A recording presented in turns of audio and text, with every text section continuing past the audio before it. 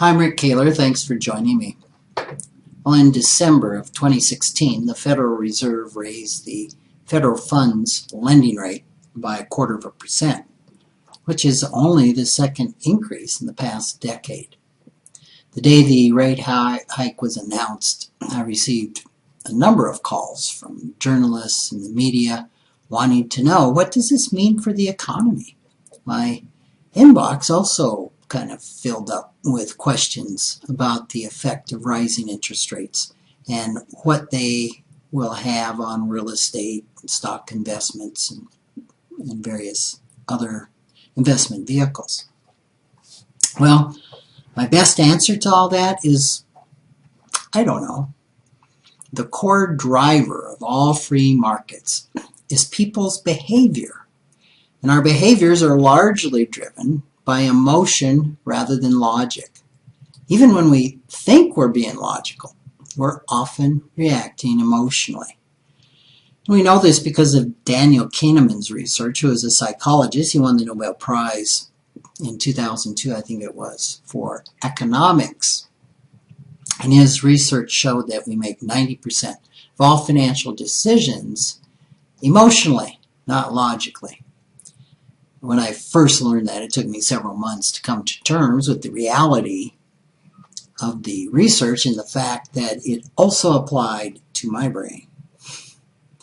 So let's consider what rising interest rates might bring to various markets. And the first asset class we usually become concerned with is the bond market. The bond market is where people and organizations lend money to corporations and governments.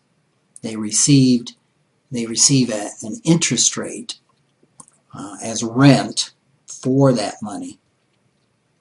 And it typically has a term of 3, 5, 10, even 30 years over which the debt will be repaid. So let's take this. Suppose you bought a bond. When you lend money, we refer to it as buying a bond, which is kind of a bit of an oxymoron, in which you loan money to the U.S. government, say for 30 years at 2.5%. If interest rates increase, the going rate, say to 4.5%, you wouldn't be very happy, especially if it happened fairly soon in the first couple of years of that 30-year bond. Because you'd be losing 2% a year in potential income that you might be able to earn, or you would be able to earn, if your money wasn't tied up in the 30-year bond. But since the bond isn't due to be repaid for 30 years, the only way you can get out of it is to sell it to someone.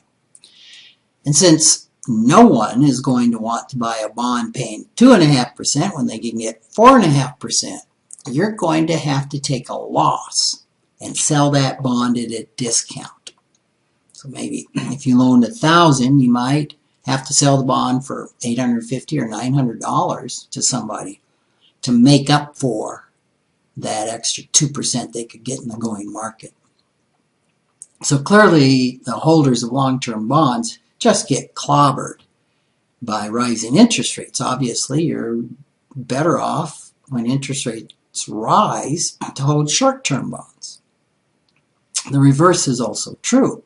If interest rates go down, the bond becomes more valuable and the investors will pay a premium for the bond with the higher interest rate than the current market. So the longer term the bond, the more money that you make.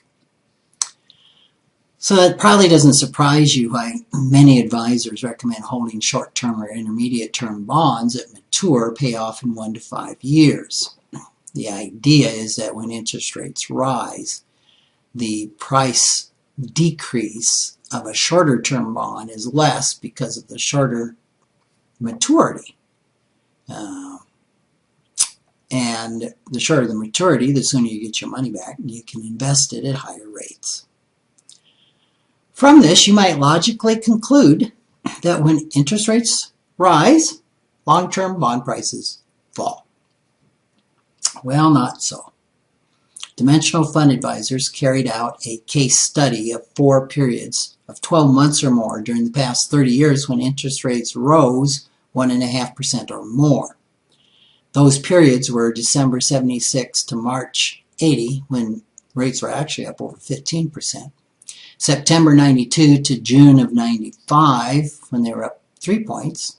November 98 to December 2000, when they were up 1.75. And finally, the fourth period, June 2003 to August 2007, when they were up 4.25. Notably, in 2 of these 4 periods of rising interest rates, long-term bonds did better than short-term to intermediate-term bonds. Huh. All right, that's kind of odd. And then in the other 2 periods, longer-term bonds did worse than short-term. So the bottom line of all this is we can't depend on any market to be logical.